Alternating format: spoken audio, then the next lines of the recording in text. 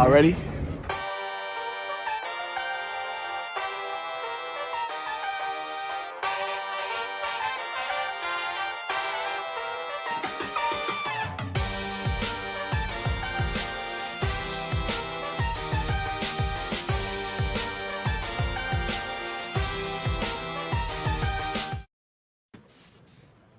Fish Stripes live on a Thursday evening, coming at you live here with the usual suspects: Isaac Azut, Alex Carver, Kevin Bernal, Noah Berger. Eli is behind the scenes as always, and we have a very special guest today. One of my good buddies from the beat, a guy I consider a very good friend, Formula One expert, Venezuelan baseball expert, Latin American baseball player, country of origin expert. It is the one, the only from El Extra Base, Daniel Alvarez. It is just a pleasure to have you. It's long overdue. How you doing, buddy? I'm doing good, and especially after that presentation. Thank you so much, Ethan, Isaac, Alex, Kevin, and everybody here. Noah for sure. Nice to be here. I've been following you guys for a while now, and it's always good to see the job you guys are doing. Thanks, man. You've always been a friend of the program, friend of the of Fish Stripes, and I want to get a Miguel Cabrera update. He's sitting on 499 still. Did he get to 500 today? It's been a while, man. Right? We've been following this for a few days. It feels like it's been a week, an entire week since he last hit that home run. Mm-hmm. I think it was on a Wednesday in Baltimore, and I said, oh, he has a chance to do it. Maybe in the next at bat or Thursday evening or afternoon, I think it was. But I said, no, there's no chance. He has to go to Detroit and hit it there. Mm-hmm. And everyone was asking me, like, hey, like, you have to go to Detroit. And why are you not in Detroit? And then it's like, there's no guarantee he's going to hit that ball in Detroit. And then you see, now he's going to Canada and we don't know when he's going to hit it. But yeah, he went 2 for 5 today with 4 RBIs. Still getting it done, man. Pretty good at bats, so it's good to see what Miggy's doing. What has he gotten the hit total up to? I know he's approaching that 3,000, so he's at like 2950 something, right? 2954, so he's 46 away from 3,000. That's pretty exciting. Always a Marlins legend, and obviously I think in the end he'll unfortunately go down as a Tiger legend to most, but certainly one of the great baseball players of the generation. Is he the greatest Venezuelan baseball player ever? Oh, for sure. Sure. We have a Hall of Famer in Luis Aparicio, but Miggy's gonna be the Hall of Famer in 5 years. When you look at his resume, you don't really realize how great his resume is. Oh, man. And then you look at it and awards, he's got all the accolades, he's got everything you could ever ask for in a Hall of Fame resume. The thing is, he's been playing for 18 years, 19 years. Insane. And you see he won a World Series in 2003, but All-Star games, Silver Slugger, couple MVPs, right? A couple MVPs, a triple crown. I mean, everything you can ask for. Yeah, and one guy who could be, I thought Vlad might be approaching the Triple Crown this year, but Shohei might lead the AL in ERA, home runs, and the real race now is to see what finishes higher. Is it going to be his OPS plus or ERA plus? ERA. That's the real race. He is unbelievable. But anyway, Daniel, we're really glad to have you, and we're glad to get your Marlins opinions as we move into the dog days. We move through the dog days, kind of trek through them as the Marlins head up to Cincinnati for a 4-game set with the Reds. But before we get there, as we always do, we're going to look back at the series that just concluded as the Marlins get swept with by the Braves, and now the Marlins have to sweep Atlanta in September in order to win the season series, which is always a tall task. The Marlins, of course, took 3 of 4 from the Braves in their first series this year, but boy, have the Braves just been on fire. I mean, they came in winning 12 of 14, I want to say, or 10 of 12. Now they've won. I don't even know how many in a row it is, but now they were 8-2 in their last 10. I remember coming into this series. So now just on a crazy run, and they've obviously gone from just kind of meddling around 500. Craig Minervini said on the broadcast the other night they had hit 500 8 times this season without going over until they finally went over, and now they've got a solid grip, and it's only getting tighter on the National League East as the Mets fall off and the Phillies are just kind of hanging around. So Isaac, obviously the Marlins just really get beat by a better team here. They get swept, but some good fight at the end of the game last night. they come back, they make it a ball game. Alex Jackson hits a mile-long foul ball that you think is a walk-off home run. But what were your thoughts on the series overall? Like you said, we ran into a very hot Atlanta Braves team that, they came in here. The last time they were here, I think that's when Acuna went down. So they probably had a little extra motivation coming in here. The game to win was Sandy's start. Poor guy, he pitched his tail off. He pitched fantastically, 8 innings, 1 run. And the games before and after that, we were never really in it. Braxton Garrett struggled on Monday night, I believe it was. And 6 walks. 6 walks, and Luzardo had some walks of his own yesterday. I think it was 5 and 4. Yeah, it was 5 and 3 innings. So I think Eli threw out a stat there. It was everyone not named Sandy Alcantara in this series. It was, I think, 13 walks in the 2 games. It was just, some crazy numbers, but the pitching's going to have to get better. And the offense, it came to life last night in the 9th inning, but a bit too late. And Alex Jackson, boy, I jumped out of my couch when Jackson hit that ball, man. That would have been fantastic. As Noah is saying, no one named. I mean, not named Sandy because Leon was amazing. Yeah, Leon too. Leon, my favorite part of the entire series is that Freddy Freeman, of course, hits for the cycle yesterday. One of the maybe the most underappreciated great baseball player, right? Like everybody knows how great Freddy Freeman is, and it's somehow still not talked about enough. He hits for the second cycle of his career last night, which is, I mean, how many guys have done that? I know Trey Turner's got 3, but the only guy that gets him out in the whole game is Sandy Leon, which is just absolutely comical. Anthony Rizzo struck him out earlier this year. That was a great moment. So, Alex Carver, I'm coming to you, man. Your impressions of this, what was a dreadful series for the Marlins at the end of the day. Yeah, well, first off, glad to be back with you guys. Daniel, good to see you, bro. I haven't seen you in a while, so it's good to see you. Good to see you, man. I just want to say a quick thanks to Eli for his kind words that he gave me and Daniel DeVivo on his podcast today about our podcast. To have my project and our project and podcast mentioned alongside people like Daniel, that's incredible for me. So, Eli, thank you again for those kind words. But yeah, to move on and answer your question, Ethan, Sandy, man, what's this guy have to do to get run support? I mean, I was just looking at it. I think Eli had it on Twitter. He's gone 8 innings, 5 times this year, and he's 1 and 3 with a no decision. 1 and 4. 1 and 4. 1 and 4 with it's I think it's 1 and 3 with a no decision, but whatever it is, the team is 1 and 4. It's ridiculous. Whatever it is. I mean, I feel bad for that guy, but hopefully that rectifies itself. That guy can't do anything more than what he's doing. He's been incredible all year, so. That sucks. Luzardo struggles again. We talked about that last time. This is going to be the story with this guy. He's got to figure it out. And I think they're doing it right by keeping him in the majors to figure it out personally. And then Braxton Garrett. I mean, honestly, he kind of keeps sinking in my up and down. He kind of keeps sinking in my prospect rankings personally. Just Ride the wave. I mean, he has. To be fair, let's be fair. He hasn't gotten the consistent starts in the majors, right? He's up and down. He's up and down. He's up and down. So he hasn't gotten the consistent time against major league hitters, but even when he's in the minors, his stuff gets flat a lot and gets hit around. So I don't know on him. I'm kind of almost out, but not yet. So we'll see what happens with him. But yeah, just another unfortunate series. Maybe we can sweep Atlanta and take the season series, but I doubt it. Who knows? Kevin, good to see you, buddy. Any positives from this series? It was kind of brutal. Sandy Alcantara and Sandy Leon's thing to Freddy Freeman, man. And Jesus Sanchez, I mean, came back, hit a 2-run bomb that put him 11-9.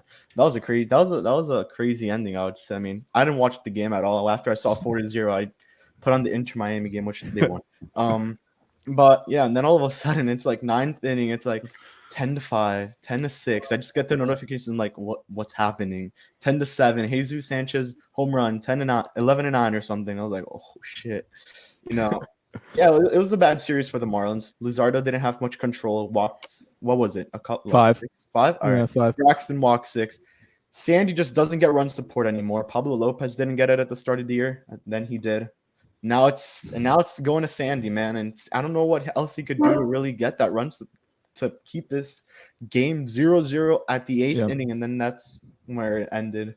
Overall bad series for the Marlins. They couldn't get much going in those first 2 games. That last game brought a little bit of hope at the end there, but they couldn't get it done. Sandy, this is the second time, really where he has to be perfect almost. It's like he pitched so well, and then he lets one runner on, and the guy gets the second, and then guy singles through the hole the other way, and it's like, what more can you ask of this guy? He has to be perfect every time out, or else the Marlins are going to lose. Obviously, we all remember the start in St. Louis where he goes 8 2/3, now out away from forcing extra innings in a nothing ball game, and the Marlins lose. And so, Noah, you are our eternal optimist here. So I'm going to go to you again with the same question that I just gave to Kevin for you, because you always manage to find something. Jazz had a nice series, but what were your takeaways there? So I'm going to go with the negatives first, then I will get to the positives. The negatives. Way too many walks. Yeah, it's crazy. Yeah. You can't walk 11 guys in a game and 12 guys in a game and think you're a major league club. I'm sorry, it's not possible. We walked 11 guys on Monday. I was there. It was painful. Sandy was brilliant on Tuesday. Yeah. Brilliant. Our offense couldn't hit. And yesterday, we tied a franchise record for walks yesterday. Mm-hmm. Yeah, I remember listening to the game on Monday, when Brax walks all those guys, and they're saying that they fell one short of the franchise record for walks, and then they come back a few days later, right, in a 9-inning game, and they do it. And Noah, I mean, the Marlins pitching staff has been the strength of the team all year, and it's fallen off a cliff, man. Yeah, it's fallen off a cliff. Now, the one big positive, Brian De La Cruz. Yeah, I love this guy. He is on fire right now. Yeah, he's got some good defense is awesome. His hitting is great. He's there's nothing really more I can say. Just look at what he's doing. Mm-hmm. Yeah, and I think there's going to be a little bit of regression with De La Cruz. He's got a really high batting average on balls in play, so that's going to come down eventually. But I mean, this guy, look, he's proven pretty quickly that he can hit at this level, right? He's got the tools to do it. He puts the ball in play, he puts the ball out on the ball. He's a little bit of a free swinger. Something that people haven't really talked about is he's a little undisciplined. He chases pitches, but I mean, look, he puts the ball in play, and what was it, 2 or 3 hits last night? It seems like he's got a hit every game. So he's been great. So Daniel, I want to go to you and just kind of wrap some of the things we've talked about up. So pick from these topics. So De La Cruz is one of them, and then Jesus Luzardo, just kind of your first impressions of him, and then you're there every game at home, and I know you're following as close as anybody. Sandy throughout the year, just from the beginning when we talked to him in spring training, and I remember saying, this guy, wow, I was so impressed how he was taking this leadership role on. Just your overall impressions with him this year. Well, with Sandy, one thing that always stands out to me is his ability to bounce back after having rough starts. I mean, we saw it when he had that rocky start in LA with against the Dodgers. Maybe he was kind of tipping pitches, and then he figured it out for the next start.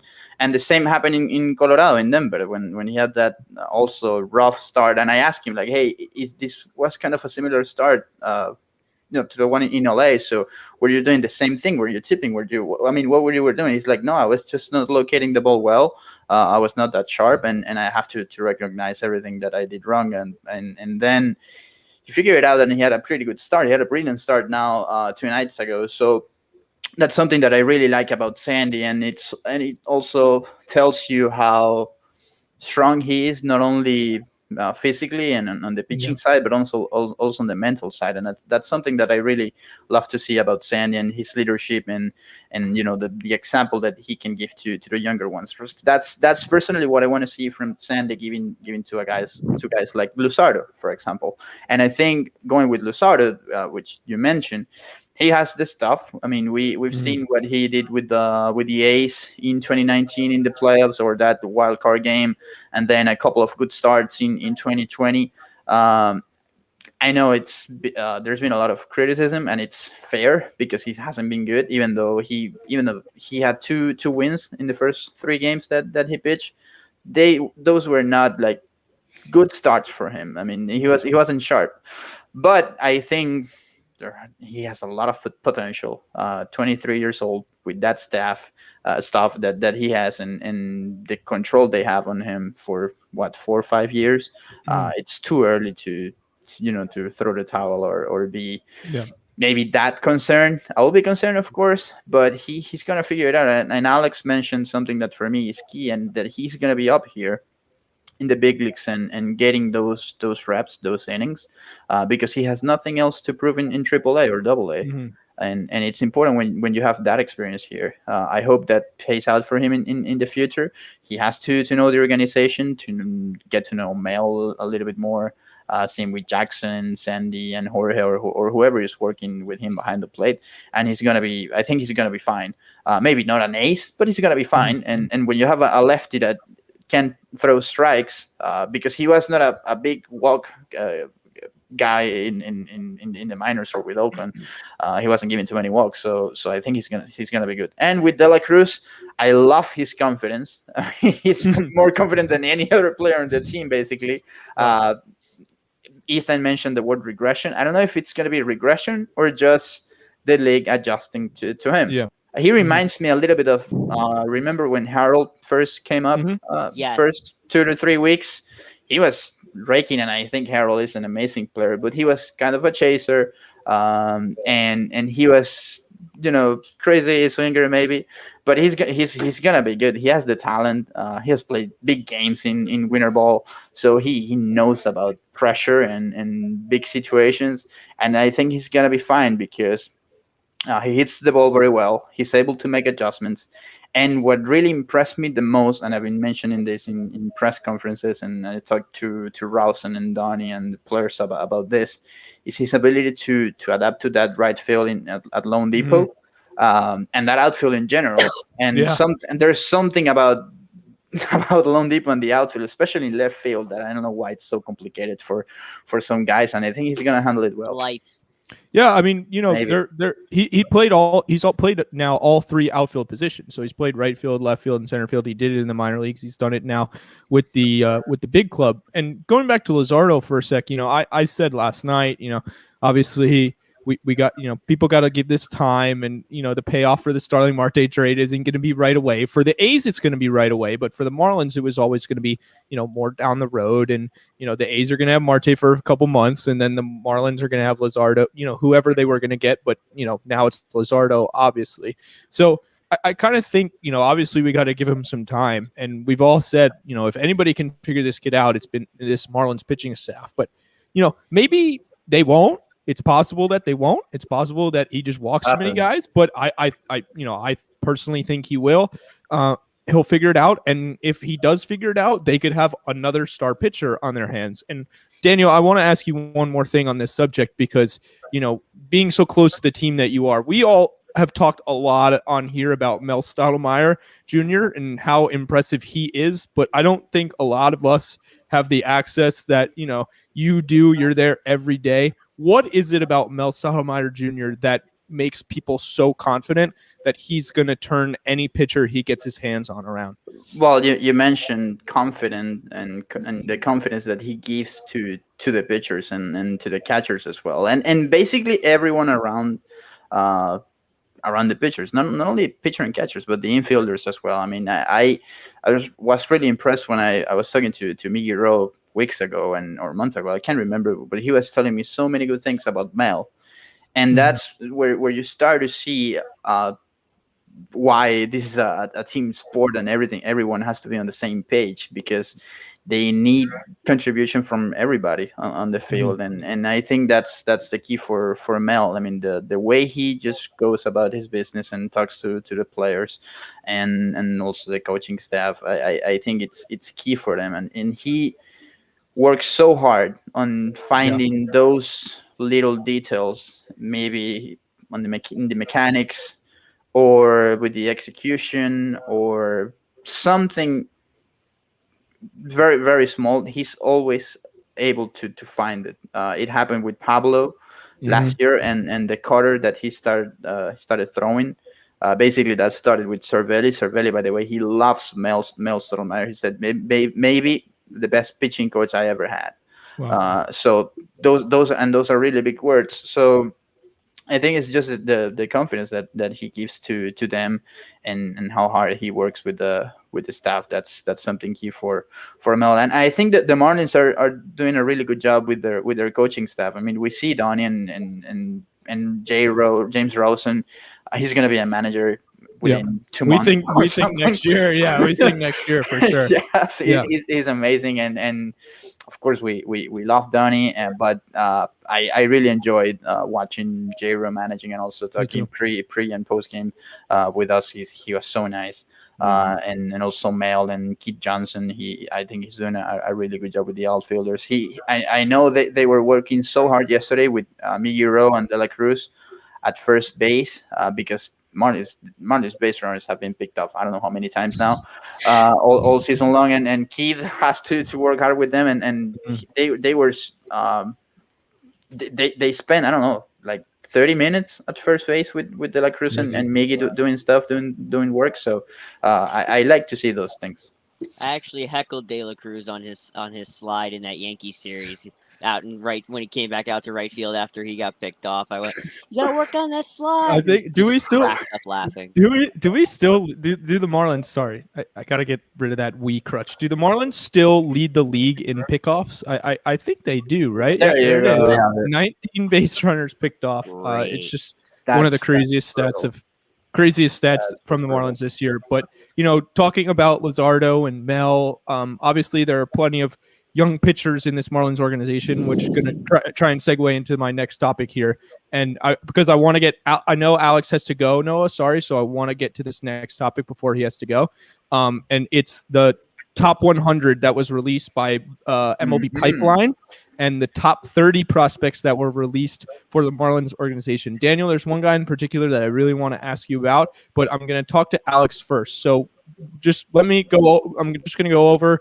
There are 7 Marlins in the top 100 in MLB Pipeline's top 100 this year, which is obviously the most the Marlins have ever had. And as much as people are looking at a bleak future right now, it's still pretty bright down here in Miami with all the talent that's lurking behind this team right now. So Khalil Watson, their number one, their first round draft pick, taken at number 16 this past All-Star break. Comes in at number 28. He's their highest ranked prospect. Edward Cabrera and Max Meyer go back to back at 30 and 31. Sixto Sanchez is at 45. JJ Bleday, with his struggles this year, falls all the way to 77.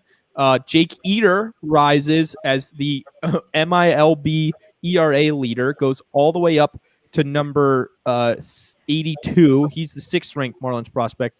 And then Jesus Sanchez comes in at 91. He's the last Marlins prospect on the list, and he is the 7th ranked Marlins prospect. And then here is the rest of the top 30. I'm going to pull this up for you now, and I'll round out the top 10 for you guys.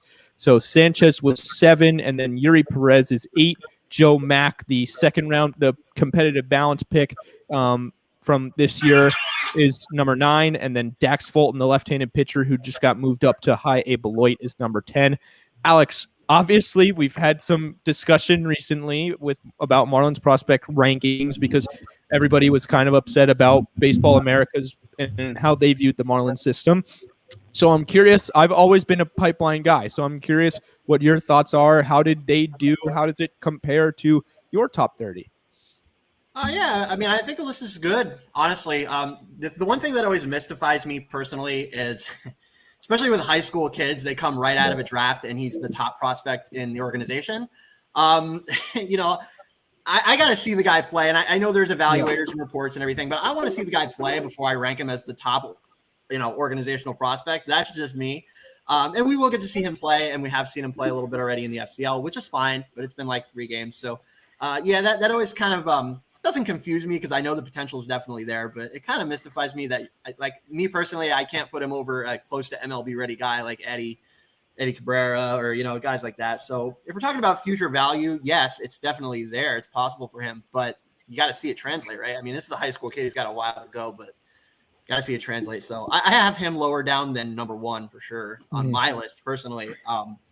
Just personally, but that's just me saying that. I don't obviously get the reports that Pipeline gets. They're connected with a lot of the top evaluators. So not going to argue with them. Good for Khalil. I'm excited for that kid for sure. Yuri taking the jump. That's very well deserved. That guy was untouchable, as we talked about last show, in single A as the youngest player in minor league baseball. He will be pitching in Beloit. I personally don't think he's going to get a ton of time there because I believe he's on innings limit, as is Daxton Fulton.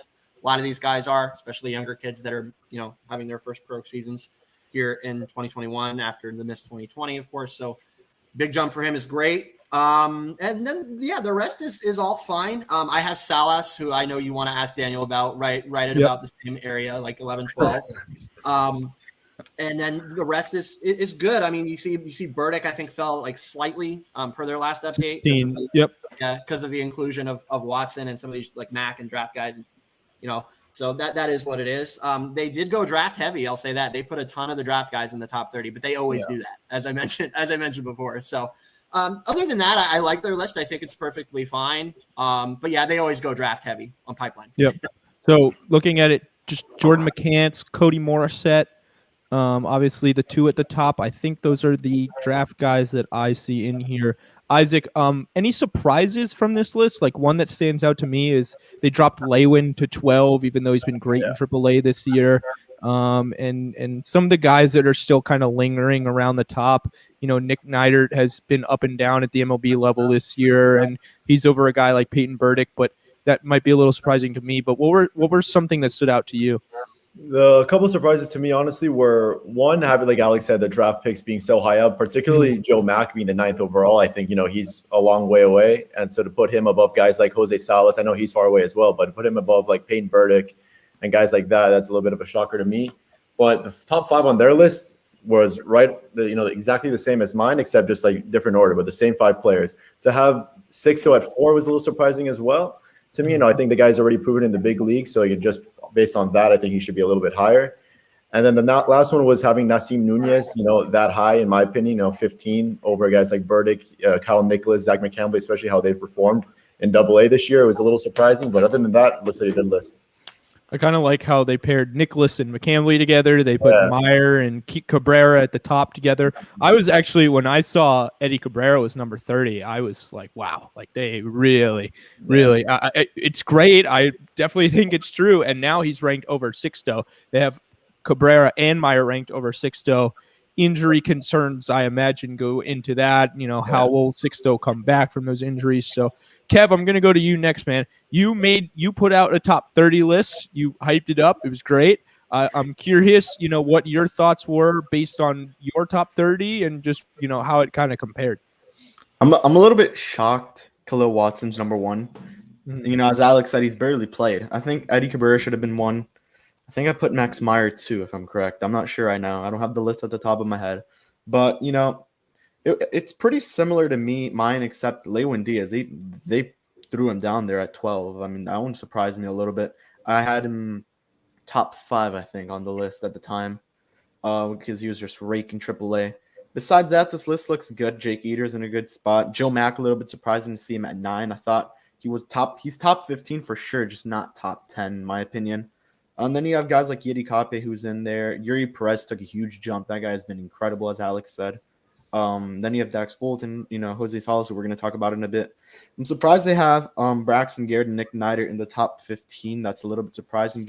I know they've had MLB time and all, but they haven't been that good. I mean, Nick Neidert's been better, but Braxton had his up and downs, as we mentioned. Peyton Burdick's a little bit low on the list, in my opinion. I think he should be able to crack the top 15. Didn't. And then Gerard Encarnacion makes 30.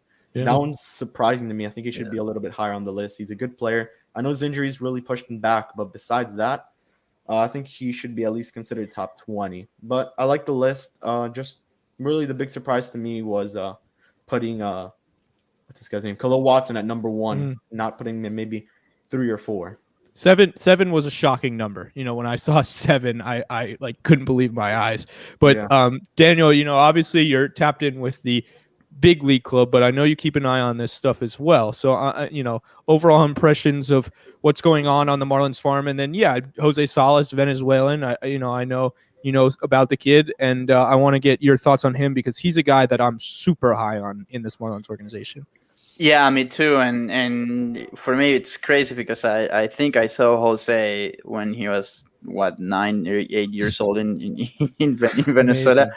and because I actually went to a couple workouts with the academy of his grandfather in Caracas, but I never thought he was gonna be that great. But I know he has some pedigree and a big baseball family. His dad signed as a professional, same with his grandfather, and he's gonna be good. And for me, it was surprising last year when I saw him making his debut in Winter Ball in Venezuela. Actually, the first game I did on TV, you know, in Winter Ball in Venezuela, he was. I don't think he was leading off, but he was playing for Águilas del Zulia, and for me it was so surprising. Like, oh, like Salas is he really playing? And because at the time he was what 17, 17. 18, and it's usually you see young players making their debuts in Winter Ball.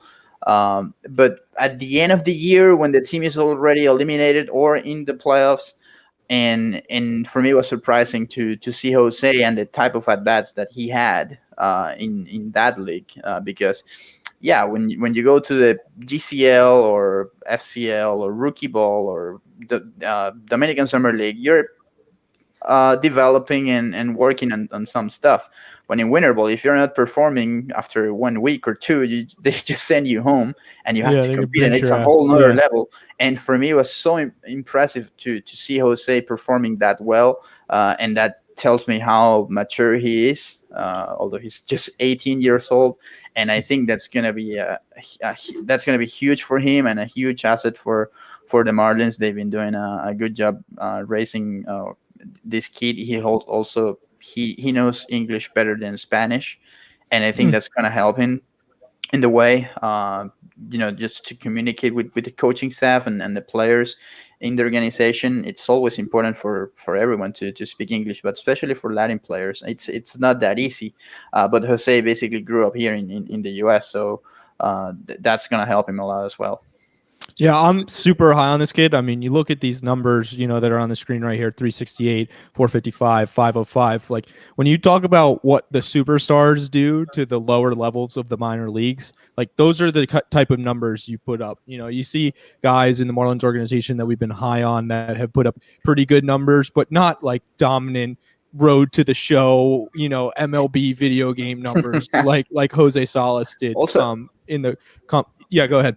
Yeah, that he's been doing a pretty good job in at shortstop as an infielder, but he also played center field in Winter Ball, and that's kind of interesting because I think he's gonna grow up a little bit more. He's gonna be a tall kid, so I don't know, maybe if they want to try something else and on a different position, and that also could be good for him. He's able to play somewhere else, not only shortstop but any other position around the field. Yeah, well, Alex, I want to go to you here because I thought he was a third baseman. So what's the deal with his positioning, and where do you think he fits best? I personally think that he will eventually be a third baseman. I think that because I think he's going to grow into his frame a lot more.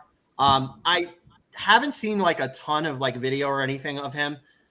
He does handle shortstop fine, but I think it takes a little bit of pressure off of him only having to go one way, right? So I honestly, I think he profiles best long-term as a third baseman especially because of power. This guy's got prodigious power already. Yeah. So, 505 slug. That's an asset at shortstop, but the Marlins have so many long-term shortstops. Like, some of these guys got to move. And I think Salas will be one of them. Personally, I've said that for a while that I think he's a third baseman, but it's interesting to hear Daniel say that he also plays center field, which I actually didn't know. So, yeah, I think it was more about the situation with the team down there. Right. They didn't have a center fielder all season, and that hurt them a lot because they had so many errors with that position in Winter Ball, and that was crazy for Águilas. But I think that they were. Also, I mean, don't get me wrong, they were adding some pressure on him because he never played there. Right. And he had to go handle it. Yeah, and it's not easy to, you have to go there because we have nobody else, and we need you to actually perform well over there. And as I said, it's not the same when you're doing it, in rookie ball or the Dominican Summer League or whatever, because it's different. You're developing, not competing, or not competing at that same level. But I think, hey, if they're trying him there, then maybe it's because of something, and it's because they see the athleticism that he has, and that's what I really like. And I agree with you, Alex. I mean, I think eventually he will move to third base because of his body type and the kind of player that he can be. Same, I think that's going to happen with guys like Correa or Seager, of course, saving the distances, because those guys are superstars, but I think that something similar can happen. Yeah, we're talking about Miggy. We're talking about Miggy at the beginning of the show. I think he gets that treatment as a third baseman. So same thing. As he grows into his body, I think that's definitely his future home, personally. And then, like I said, the Marlins have so much. Nasim Nunez and Ian Lewis, and then now they have these new guys from the draft coming in, Hostetler and all these other guys, Watson. So they have to move guys. So I definitely think he's a third baseman. But man, seeing him hit is just a joy, man. And I'm going to go on Saturday to Jupiter and see him hit. So I'm excited to see him in person. Yeah, Salas was just promoted to Jupiter a couple days ago. He got his first hit last night. 6'2", 191. Get this, guys. April 26, 2003.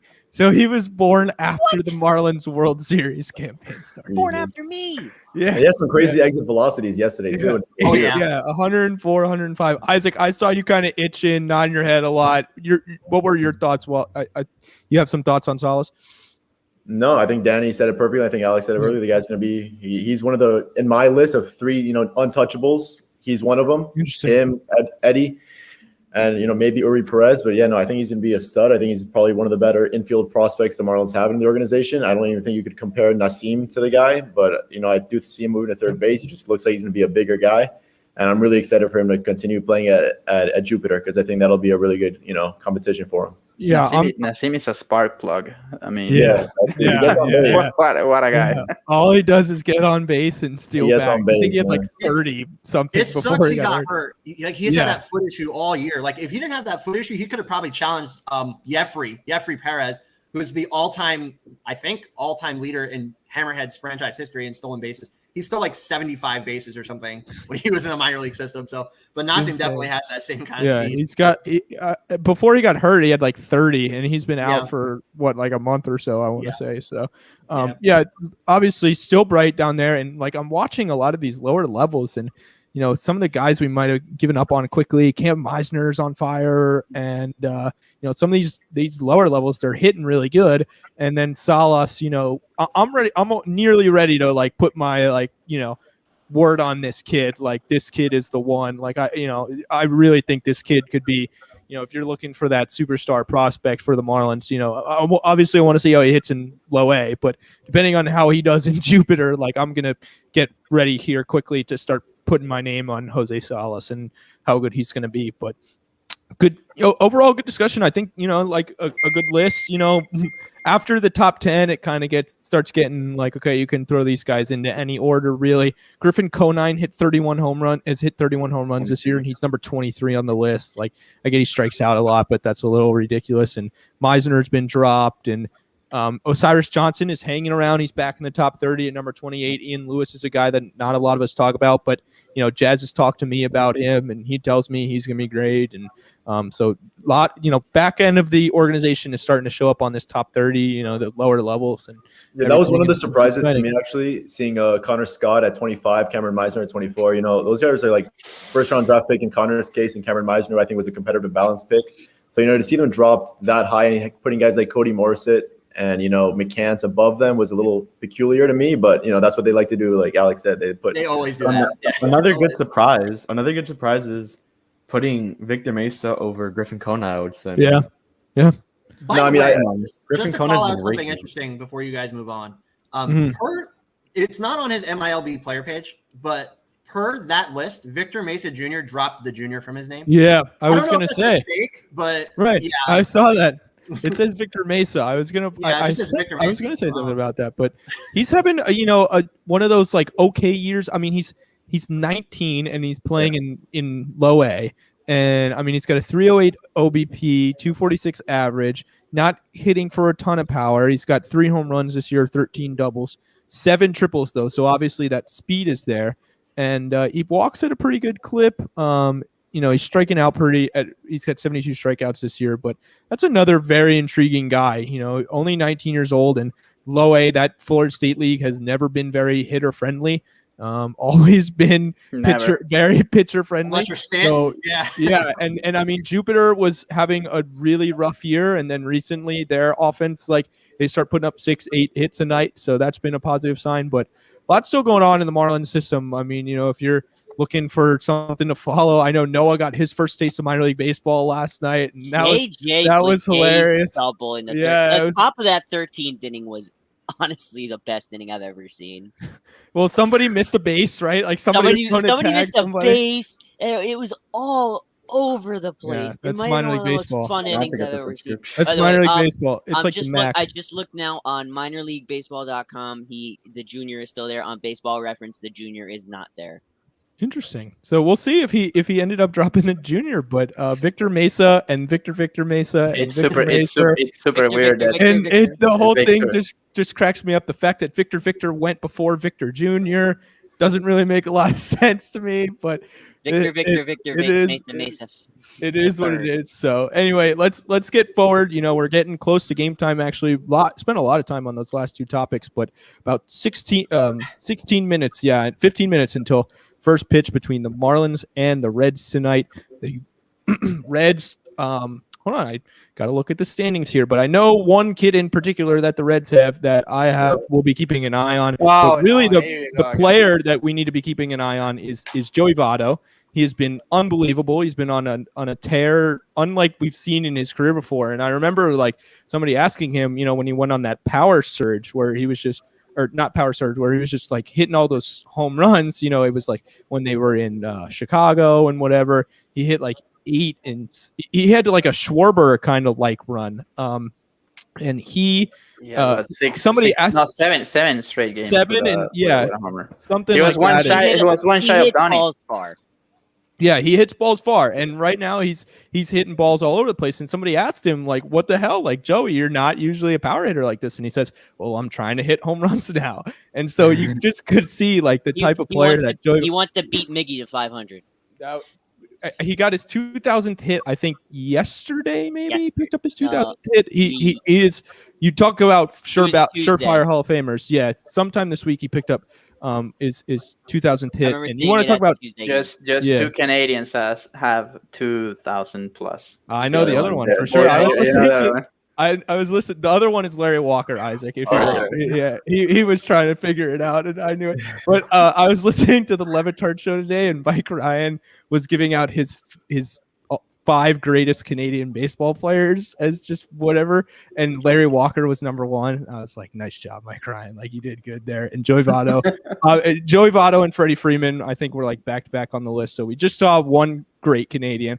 Now here comes another great Canadian in Joey Votto. And I mean, we talked about Miggy as a surefire Hall of Famer, and we talked about Freddie as an underappreciated baseball player. You want to talk about of this generation of baseball, possibly the most underappreciated player that we've seen is Joey Votto. I mean, this guy is just one of the great hitters, just pure hitters.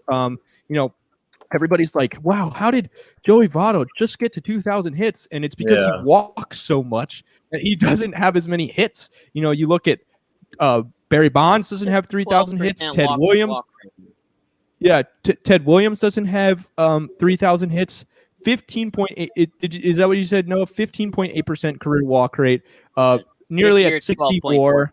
Yeah, it's nearly at 60 WAR for his career. 149 weighted runs created plus. I mean, Daniel, we did that Hall of Fame show. I remember, a while back, and when we do that show in the future, we have to repeat it for this year, dude. You might be a voter by the time that Votto's ready to go if he plays a few more years and then 5 years on the ballot. But I'm not quite sure. I think he has to play like 5 more years. He's got to play 5 more years and then 5 years off the ballot. I mean, that guy is a guy who could certainly be, unless he's not a first ballot and he keeps, I don't know if falling, but he keeps being on there, and maybe I have a chance to vote Joey. Interesting his press conference about what happened with his first hit with the dog. Yes, I was like, what? What happened, Alex? He gave the baseball for his first hit to his dog that just chewed it up. Yeah, somebody asked him like, "What are you gonna do? What are you gonna do with the baseball from your 2000 hit?" He's like, "I'm not gonna feed it to my dog because I did that with my first hit, and it was like the dog got sick, which was unfortunate, and then like he doesn't have the ball." So that guy's hilarious. He's a personality. He's amazing. Too. Like, yeah, I think he will be first ballot because writers love the guy because he's amazing. So I think he should be first ballot just coming from him. Yeah, if you if you look at the standards like that are set now, like okay, 60 WAR, one MVP, you're kind of looking at like he'll definitely get in, but maybe not that first ballot type. And like you said, Alex, so much of what goes into the Hall of Fame and a reason I have a problem with it is, some people vote off of whether they like a guy or not, and not really as much off of baseball merit, which I know that, Daniel Alvarez is bringing that baseball merit back to the Hall. But there's somebody that didn't vote for Jeter. Probably one of the first thing, maybe, I don't know, maybe the second person I texted when I was accepted into the BBWAA was I texted Ethan like, "Hey, dude, I have a vote in 10 years." So that's what I told him. It's like, yeah, making some justice. I absolutely think that in however many years Votto should get in, but he's been on a tear, and the Reds have been playing a lot better recently. Obviously, well, actually, they're struggling in their last 10 now that I look at it, and they're falling behind Milwaukee, but they're creeping up on San Diego in that wild card race, and that's partly San Diego's doing. I mean, we all kind of thought like, okay, there's no chance that, these three NL West teams aren't going to make it into the playoffs, but now all of a sudden you're looking, and the Reds are only a game and a half back of the Padres for the wild card spot, and we don't have enough time to have the Rookie of the Year discussion that I wanted to have, because I think it's really interesting. Trevor was de facto Rookie of the Year for a long time. We haven't heard from him in a while, obviously, for extremely acceptable reasons. We want Trevor to take his time. I saw him the last 2 days at Lone Depot. He was working out, and I think he threw a bullpen. Great. And he was throwing some balls, and I think this was on Tuesday. He goes like, "Man, this is like spring training all over again." And then yesterday I go to him like, how is spring training 2.0 going for you? It's like, dude, forget about spring training. This is like instructional league. so it's like, well, but how are you doing? Are you feeling good? It's like, yeah, I'm feeling good. And I think he's going to maybe have some rehab starts. Yeah, rehab starts. The thing is that he's not going to the IL, and you can do rehab when you're on the bereavement list or family, whatever. He's on the restricted list now, not because of a bad reason. IL. He was on the IL before he went on the restricted. Exactly, but he came back for the Yankee series for that first game. Exactly. So so how does that work? Does he have to be optioned to make a rehab start, or like how does that work? I'm not quite sure. That's what we have to see. But yeah, he'll have to start some games in the minor leagues to kind of build up, because he's not ready to throw 5 or 6 innings yet. So. But what it's interesting for me is that we were saying, hey, these guys having a limit for his innings. Now I don't know if that's going to be necessary for him. Maybe he just once he comes back, maybe late August or early September, he's just going to go all the way out until the end. Well, Isaac, I'll touch on this really quickly because we got to go to prediction time here. But just the question that I was going to basically ask, for the discussion about the Rookie of the Year is, what does Trevor have to do to stop Jonathan India from the Reds, who's been red hot, my Gator boy, 130 weight runs plus, boy. Of course, you were bringing the Gator boy thing. 856 OPS. Kid's been great this year. He was here my freshman year. He was a pleasure to watch, and he's been great in Cincinnati so far. And what does Trevor have to do to hold him off, man? And when he comes back. It would have been cool if Trevor would have been back for this. Obviously, you don't want to rush the guy at all. But it would have been cool if maybe like he faced off against India in that lineup for this series. Yeah, that would have been great. There you go. But we faced Cincinnati again this season, I think, right? Yeah, next week. There's another one next week. Yeah, I think that's right back. I don't think he'll be back for that either. But it doesn't really matter. He has to come back before September, I would hope. And just pitch the way he's pitched all year, just, not giving up 3 runs or more, like ever, which is what he's done all year. So I think it's still his award to lose, believe it or not. So I think if he just continues, throws 6, 5 innings each time out, I don't think they're going to ever have him go over 8 innings anyway. So continue what he's been doing all year, and the award should be his. Yeah, Just to call it out, Ethan, not to give you. Yeah, go ahead. I know you have to move on, but not to give you more fuel for your Gator boys, as you stated. You look at Cincinnati players, and the question is always is, okay, well, they're hitting well because they play at Great American Ballpark with the park factor is what it is. He's actually better on the road in almost an equal amount of games. I was just looking at that. He has 9 homers versus 7, and all of his slash line is better on the road than it is in Cincinnati. So, yeah, I think he's coming on quick, man. Man, it would have been cool, as you guys said, to see Trevor face off against him maybe later this year. That'd be cool.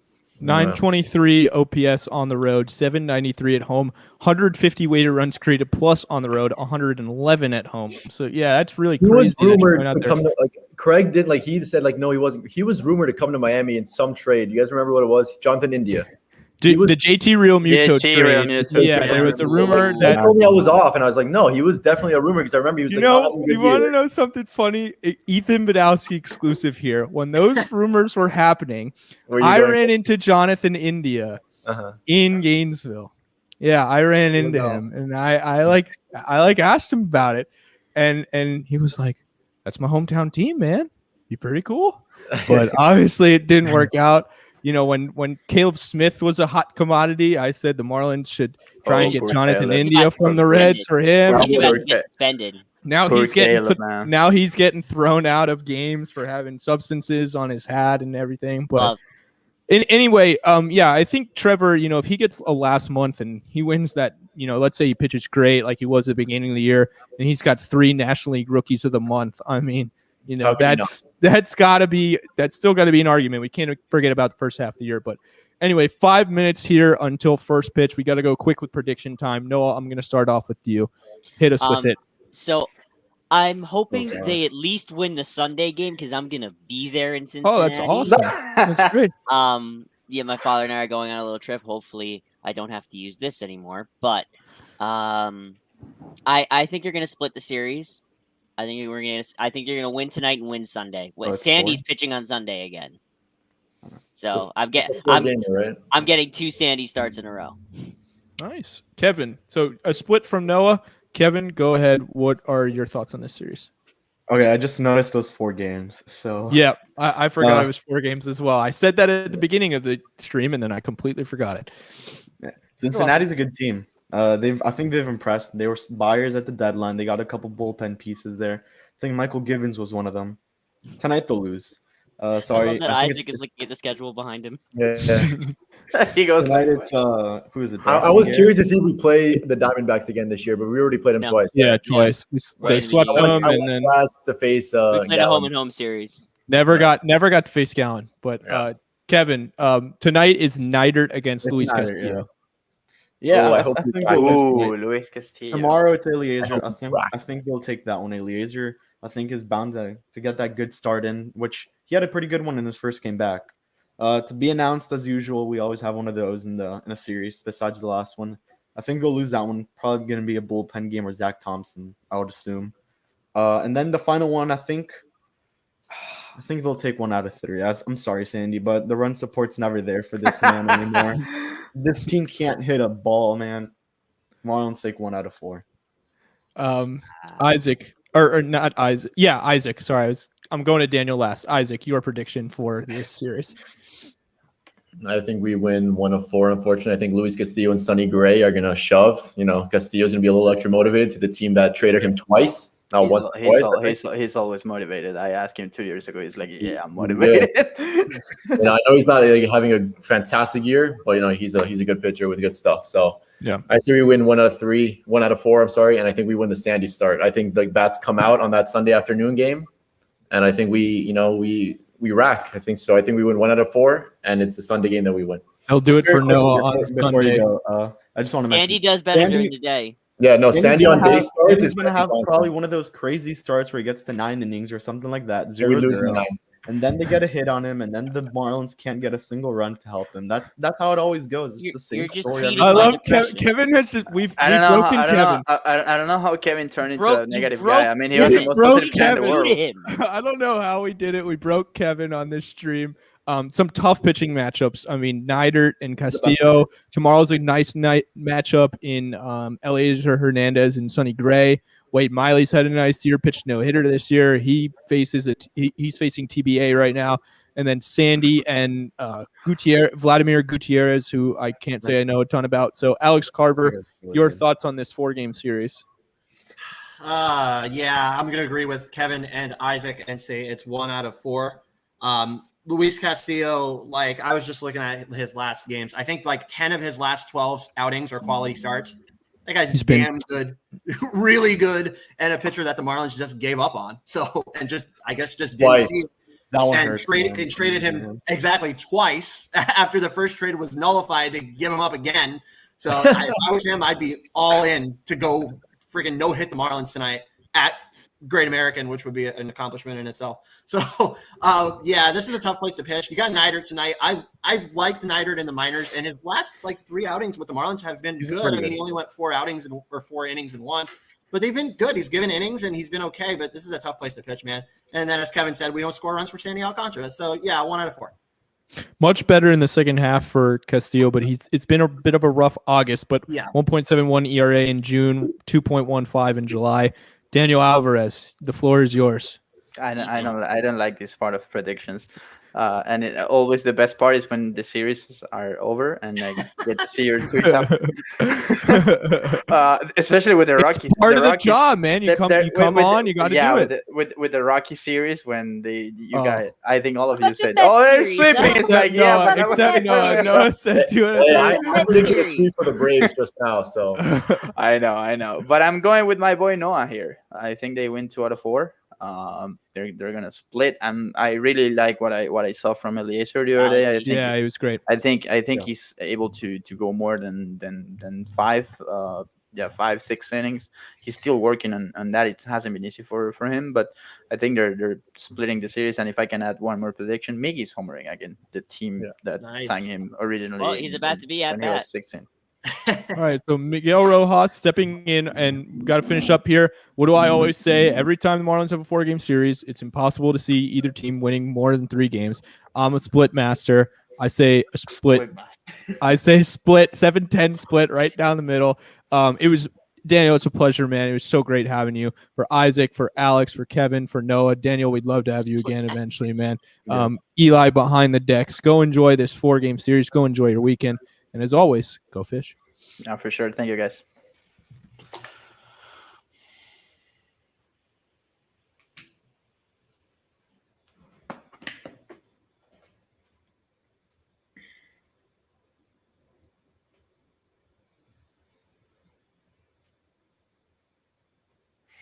Hmm.